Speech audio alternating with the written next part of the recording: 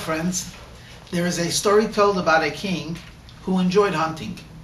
One fine day, the king took his trusted servant with him and he went to the royal forest. Wild animals were allowed to roam freely for the pleasure of the king. The king and the servant began tracking a wild boar. They penetrated deeper and deeper into the forest. Actually, the king was concentrating on the tracks on the ground and neglected to look upwards to the sky. Were he to have done that, he would have seen that the clouds were darkening, and without a doubt a storm was about to begin. Well, the king penetrated deeper and deeper, caught up in the excitement of the chase, and it was only when the first drops began to fall that he actually looked up and realized that he's in the middle of a forest and the heavens were about to burst loose. He began to try to trace back his path, but it was impossible because suddenly the raindrops turned into a torrent of rain, and in a very short while all of the tracks became muddy, and he began slipping and sliding over the roots and in the mud, and from a very uncomfortable situation it was turning into a dangerous situation. You could understand yourself that the sunlight had rapidly dissipated, it was dark, and they had to put all of their attention to try to find a way where they could find some shelter. After hours of stumbling in the rain and in the mud, they chance upon a clearing. It seems that the royal warden was a watchman, and he lived in the midst of the forest, and his job was to watch to make sure there'd be no fires and so on. The king came upon this clearing, and with his last strength, he and the servant went upstairs and knocked on the door. The watchman took out the lantern, opened up the door, and what he saw frightened him. He saw two fatigued people filled with mud, shivering, and without asking or waiting for a moment, he just ushered them in. He immediately gave them blankets to wrap themselves around. They disrobed, he put it near the fire for the garments to dry, and he brought them some goat's milk, some cheese, and a little bit of bread. When the two strangers finally relaxed enough, the watchman asked, "Who are you? What are you doing out in such a miserable night? And how did you find me?" And the king says simply, "I am your king. I was in the midst of a hunt when the rainstorm chanced upon us, and we got lost. So here we are." Soon as the royal watchman heard that the king was in his home, his face changed colors, became very agitated, and he jumps up and he says, Your Majesty, what can I do for you? What is it that you need?" And the king wearily looks at him and says, "Right now, all I need is a place to rest."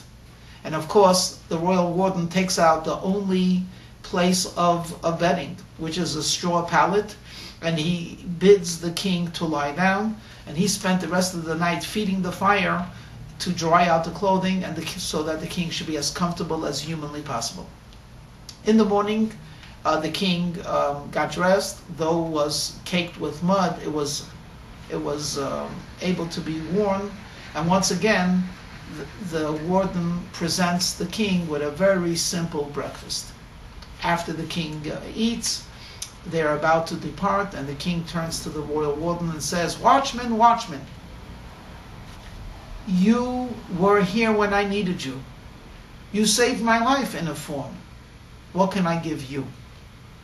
And the warden says, "Your Majesty, a reward? A reward? No, I don't need a reward. The reward is that you stayed in my home. How would I ever imagine a simple man like me and a humble abode that I live in should be graced with the presence of this mighty king? Oh, Your Majesty, it was with great pleasure and honor that I hosted you. Please don't think of a reward. I will treasure this moment forever." The king listens to this, and then to his surprise, the watchman bursts out crying. The king looks at the watchman and says, Why are you crying? You just told me that this was the highlight of your existence, how proud you were. And he says, yes, Your Majesty. For me, your subject, having the king in our house, is the greatest honor. But I was just thinking, Your Majesty, for your honor and your dignity, what an uncomfortable night it must have been. You don't belong to in a hut like here. You belong in a palace. You should not have to drink goat's milk. You should have the finest beverages. You shouldn't have to lie on a bed of straw, a soft mattress. So indeed, Your Majesty, from me, I was gratified and gratified. But for you, Your Majesty, I beg your pardon. The rabbis tell us that this is a story, a parable. The king refers to the Almighty King. The simple watchmen are the Jewish people. It's been nearly 2,000 years that the king has left his palace. And euphemistically speaking, he's in a forest. And the king is not in his glorious palace. He's not surrounded by the holiness of the land, nor is he being worshipped in a manner that the king deserves to be worshipped, in the holy temple with sacrifices. On the other hand, where is the king? The answer is, he's with us. Every time we pray, every time we study, every time we give charity, every time we eat kosher food, every time we pay our worker on time, every time we do something to serve him, God is with us. And here is the perfect tension. God is with us. For us, we're close to God. For us, we are happy to serve God wherever we are. But shouldn't we reflect and say to ourselves, what about the King of all kings? True, he is with us in exile, but does he not deserve better? My friends, during these 9 days which are coming, in Jewish law, these are days which we reflect upon the temple, the destruction, the lack of it, and our anticipation and desire to see it once again rebuilt.